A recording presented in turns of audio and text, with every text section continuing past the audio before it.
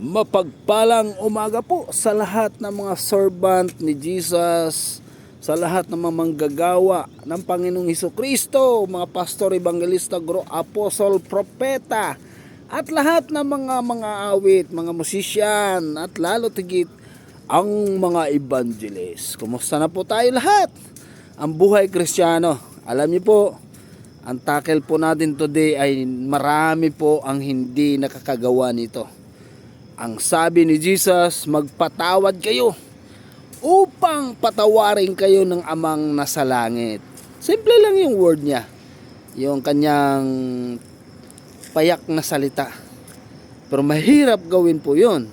Yung magpapatawad. Lalo na kung malaki ang ginawa ng mga kapatiran sa iyo, ng mga labuan sa iyo, asawa at mga anak, magulang, kapatid, katrabaho, kasambahay o kapitbahay, lahat na nakasurround sa atin, dalawa lang ang gagawin nila dyan, dalawa lang ang sasabihin sa inyo, masama, either mabuti. Kaibigan, lalo na ka na, manggagawa ka ng Panginoon, magpatawad po tayo. Kahit anong hingi natin ng tawad, kung hindi tayo marunong magpatawad, wala pong forgiveness yun. Walang forgiveness na mangyari sa iyo. Kailangan magpatawad tayo. At alam niyo ba, si Jesus ang naging modelo dyan. Ang sabi ni Jesus, magpatawad kayo upang patawarin kayo ng amang nasa langit. At ang huling panalangin niya po niya doon sa krus, sabi niya, Ama ko, patawarin mo sila. Hindi nila alam ang ginagawa nila sa akin. At ito pa ang sinabi ni Jesus. Pag binato tayo ng bato, anong igagante? Tinapay. Huwag nakalagay sa garapon. Yun lagi ang sinasabi ng mga nangangaral eh. Dapat ang tinapay may kasamang palaman at soft drinks.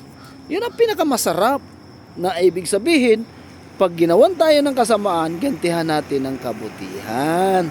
Napakadali lang po yan kung gagawin. Pero napakahirap po pag nangyari sa buhay mo. Kaibigan, kapatid, kapwa ko Pilipino, forgiveness ay napakahalaga sa harapan ng Diyos yan. Ito ay hindi biro po. Dahil marami pong napunta sa impyerno ng mga tao na hindi nagpapatawad. Yan po ang ating tandaan. Bakit? Hindi rin po tayo patatawarin ng Panginoon sa ating mga ginagawa. Pag kahit anong hingi mo ng tawad sa Kanya. Yan po ang realidad, real talk. Ika nga. Kaya gawin po na po natin ang forgiveness na sinasabi ni Jesus. At sabi pa nga po ng Panginoon, ibigin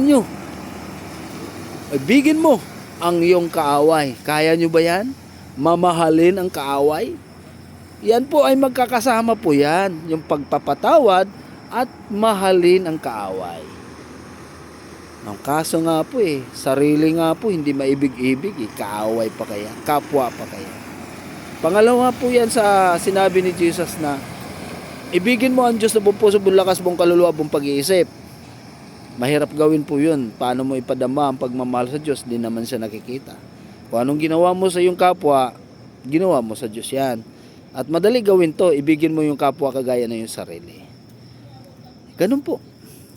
Kaya, it's a time na po. Magpapatawad na po tayo, mga pastor, evangelista, guro, apostol, propeta, mga kapwa kong Kristiyano.